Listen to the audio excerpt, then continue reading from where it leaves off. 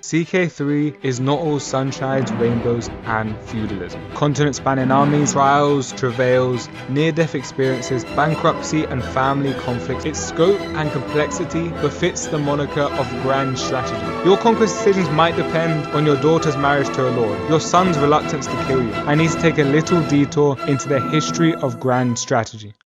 I don't know about you guys, but I wake up every day with a desire for conquest. Like Genghis Khan, Napoleon, and Winnie the Pooh, I too dream of global international conquest. And so Crusader Kings 3 felt like it was handmade for me. Sure, it has issues. Endgame kinda gets easy as money becomes redundant and your continent-spanning armies are made invincible by countless retinues, but the masculine urge to conquer and achieve it taps into makes the core gameplay loop hard to put down and even harder to forget. And in this video, I will explain why. But first, I need to take a little detour into the history of grand strategy. CK3's core gameplay loop is defined by the genre rules of grand strategy. For those who aren't familiar, grand strategy was a genre conceived by Strategic Simulations Geopolitique in 1983. Its bold aim was to simulate the complex world of real-life geopolitics, with a gameplay loop defined by managing relations within and without a political unit, from economic struggles to military tussles, factional conflicts, colonialism, and diplomacy. Inevitably, many titles would fail to live up to the lofty ambitions of the genre concept, but this was not the case for Paradox Interactive. Paradox,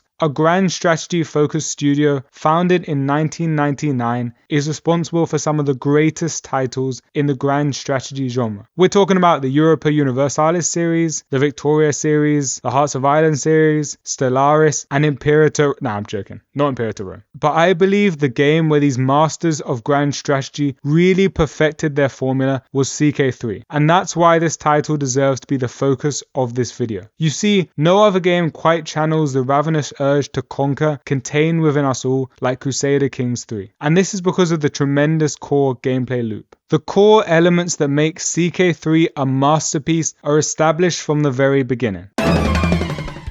Which lord you decide to be is not restricted by the size of their feudal holding, their location, or their actual existence. Your character is fully customizable at the beginning and can be placed anywhere in CK2's expansive map, which extends from Africa to Europe to Asia. Now the map is definitely worth mentioning. Its scope and complexity befits the moniker of grand strategy, giving players an ambitious but exciting long-term objective, a vision of conquest that will keep them hooked. But the unique brilliance of CK3 comes from the way that the day-to-day role-playing and character customization combines with this grandeur befitting of a classic grand strategy title. You see, short-term decision-making is at the heart of CK3. You might be familiar with some of the mechanics. Games like Total War have a similar economy system, and role-playing games frequently let the player craft weapons, enlarge armies, expand territory through conquest, and upgrade settlements. But there's a key difference between all these other games and CK3.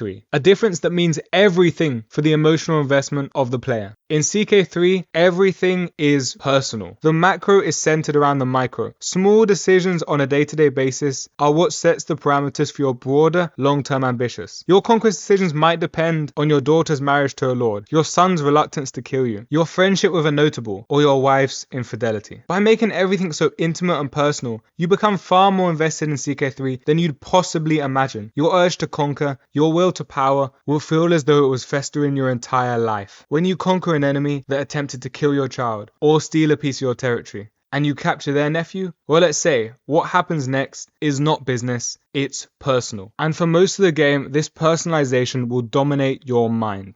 This was my experience when I first booted up CK3 after a 1 hour long YouTube tutorial by Arumba, which I would recommend as almost essential.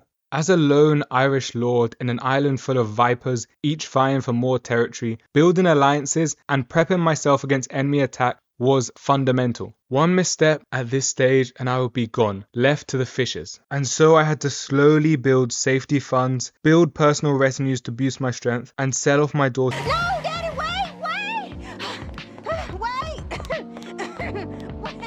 so I could secure an alliance with someone strong enough to intervene on my behalf. Every minute micro choice I made mattered, and because of this I was totally hooked. A week in real life went by and I'd finally established myself as the king of Ireland. But my troubles were not at an end. Now I as king was forced onto the intimidating arena of European power politics. Once again, I was a small fish in a big pond, and the process I went through in early game repeated. Trials, travails, near-death experiences, bankruptcy and family conflicts followed, until I finally conquered Britannia itself and established myself as its emperor. Now this might sound like an exaggeration, but CK3 will sink its claws into you like nothing else before and tap into instincts you never knew you had. And for me, this is where its genius stems. But if I have to be perfectly honest, it's not a game without flaws. CK3 is not all sunshines, rainbows, and feudalism. There are many nitpicks one can address, but for me the greatest issue of CK3's gameplay loop is the late game. By the time you're emperor and have virtually unlimited amounts of money to hire the best educators, train the largest armies, and pay off a small number of king level vassals, the game becomes a bit of a victory lap. No one internally or externally will present much of a challenge, and so day-to-day decision making will lose some of its importance. However, while this is a drawback,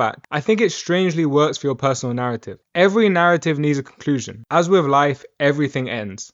And when said narrative is personal, its end must feel consistent with the journey of your character. And so it makes sense to me that the gameplay loop comes to its natural conclusion when you reach a position of comfortability. You can even view it as a kind of retirement, reminiscent of real life. After a campaign of survival, you are finally given respite to admire your achievements and put down your sword.